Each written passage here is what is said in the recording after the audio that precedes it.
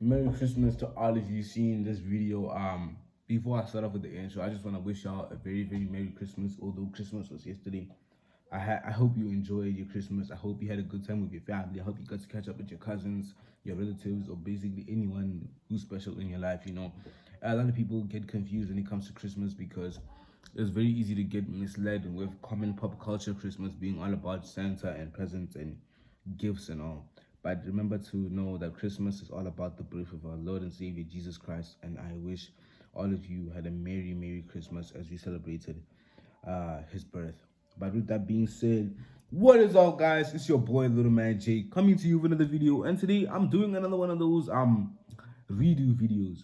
If you checked out my last video about this thing, it's basically where I take a video that, in my case right now, I shot this video 3 years ago, and now I'm redoing it because I just want to like see the comparison. Because like if you were to go watch the tag videos in this in like the link down below, you're gonna see a really, really, really big difference. So in this video we're just doing that. So yeah, welcome back to another one where today we're gonna be doing the most beautiful and unique places combination this time. The most beautiful and unique places to visit right here in South Africa. So now, without further ado, let's go check it out. Looking it off first, younger me started it off with the Breathing Rock, located in South Africa, in Venda actually. So shout out. It is just a rock that breathes with no technical explanation. Like scientists have still not found out the reason why this rock breathes. It just does. And I feel like the theories, right? It's not confirmed, but the theories is like volcanic or inye that's busy happening there. That's causing the rock to emit air. There's probably like an air. What should I call those things? I forgot what they're called, but they're very common in games, especially in the games that I play. But like, oh yeah, a geyser, but like an air geyser that causes the rock to breathe because it was discovered. Because when you put a paper on it, when it was discovered, they put a paper on the rock and the paper started going like this, you know. So the rock breathes. It doesn't just spill out air like constantly. It goes. So like, yeah, that's pretty cool about the rock. Another thing about the rock is that it is considered to be a mythological place to my Venda people because of course they're going to consider a rock to be something mythological. But yeah, with that being said, let's move on to the second one. Oh, interesting thing about the breathing rock, it disrupts technology somehow because cameras usually don't work there, so it's very hard to get a picture there.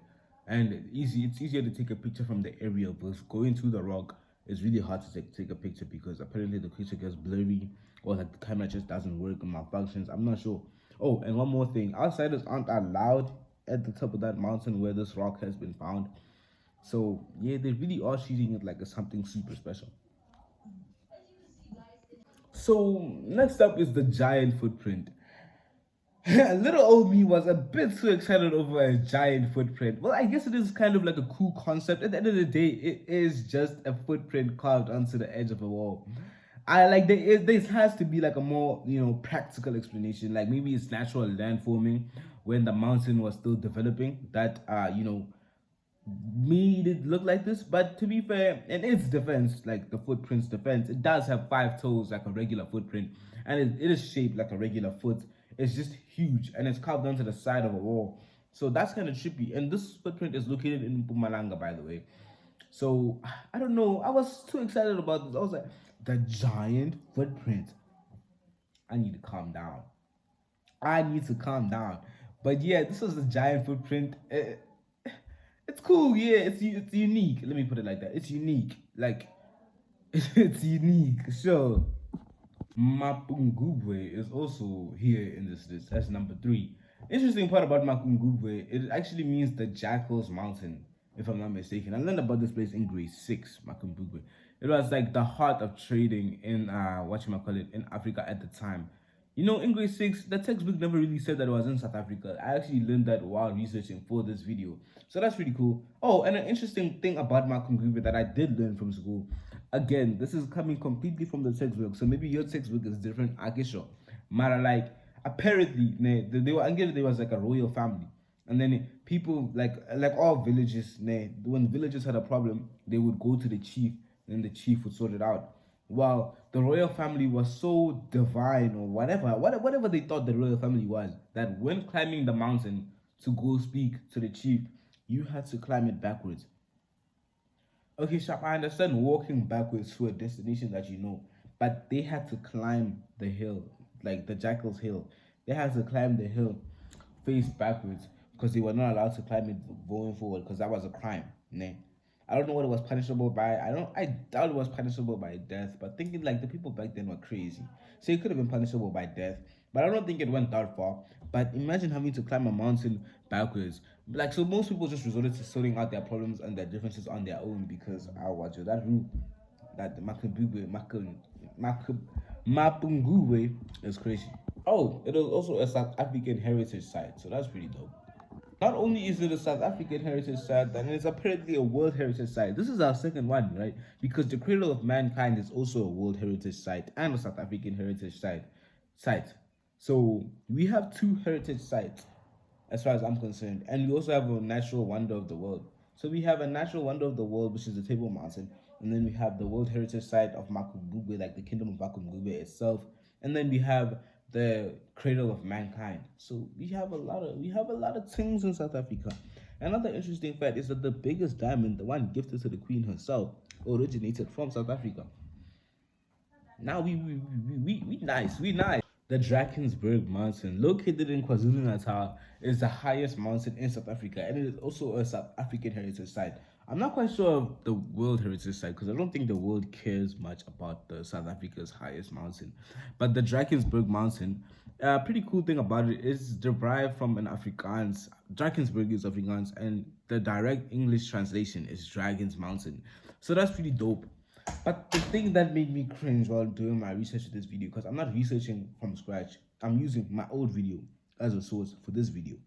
And I was like, now the Drakensberg Mountain. Oh my gosh. Why was I so excited about this? I don't understand. Maybe it's because I was a kid.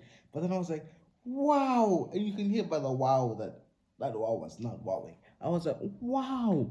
The Drakensberg Mountain. That sounds so cool. That could be the name of a movie. I actually said all that. Yeah, you know when you actually look back at old videos or voice notes, just footage or pictures of you, and you were like, damn. Damn. But yeah, that's the Drakensberg Mountain. And now let's move on to number 5, because this video I think has 7 things. I'm not sure. The Big Hole.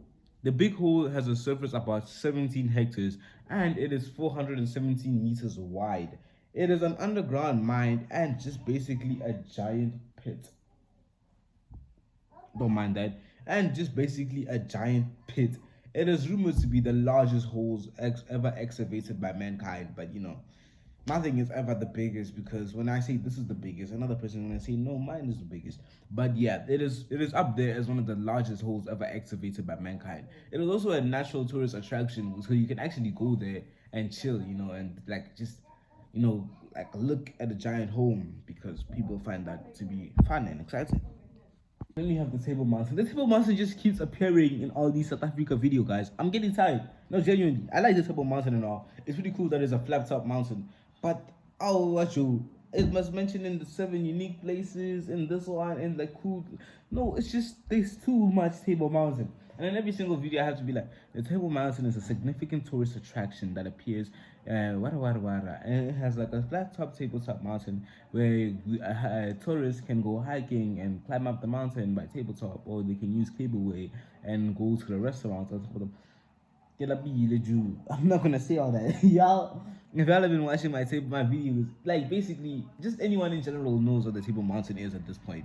So I'm just gonna list it. I'm gonna put it one up there at one of the most beautiful places, unique places in South Africa, and then I'm gonna move on to the next one, because the amount of times I'm talking about the Table Mountain, no. Table Mountain. Let's move on to the next one.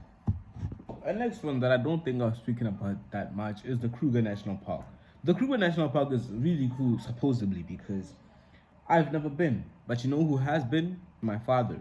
You know who's also been to the Table Mountain? My father. My father's just been everywhere. But he leaves me. He leaves us. But again, it's not his fault because he is going for work. But I've never been. But according to the stories that I heard from my dad, the Kruger National Park is pretty cool. And apparently, I'm not sure if I'm wrong, but if I'm not mistaken, the Kruger National Park spans out over 3 provinces, and apparently it is also in a piece of it is also in Zimbabwe, if I'm not mistaken, or is it like I'm not sure if it's Zimbabwe or another one of our neighboring countries, but the Kruger National Park crosses between 3 provinces and another country because it is huge. Yeah, the Kruger National Park is big enough to be a small province. I wouldn't say it's bigger than Gauteng because Gauteng is a small province, but like it's a, okay, chap. Let's maybe if we're not stretching it, we can say it's a small city or like a regular sized city. It's big enough to be a regular sized city. I'll give it that. Golden Gate Park is another one. So since this is also including the most beautiful places to visit, I guess I can include. Well, I guess I understand why younger me included a theme park or like a resort. But then the way I was yapping about it, it was like I was sponsored by them. I literally said rejuvenation is, and you can tell that I was reading. It was like rejuvenation is a very also nice thing to visit in the Golden Ray River National Park. Spend time with them. It's a resort, guys. The Golden Gate National Park is a resort, and apparently it is also a very nice place to visit. It is at the mountains, so it has a very nice view, and you can explore caves. If I continue saying a lot more, y'all are gonna be like, he's talking like he's sponsored, because I was talking like I was sponsored, and I was reading West Part, so you could see I was like, wait, let me show you how it was by reading something. Enjoy hours of fun and laughter with 30 Seconds Junior. Quick, you have 30 seconds to describe the words on a card as below to your teammates in any way you wish, without mentioning the actual words themselves. Without resorting to without resorting to any sounds like tactics. Okay, you see how it was. But then yeah, that's the Golden Gate National Resort Park thing.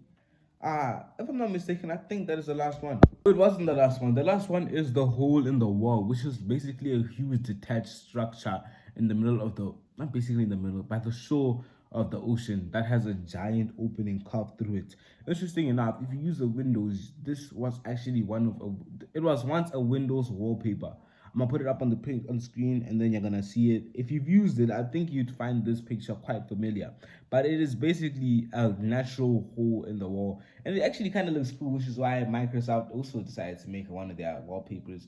If you had those wallpapers that were like just changing by themselves and you didn't send your own thing, you would recognize this hole in the wall. But yeah, with that being said, thank you guys so much for watching.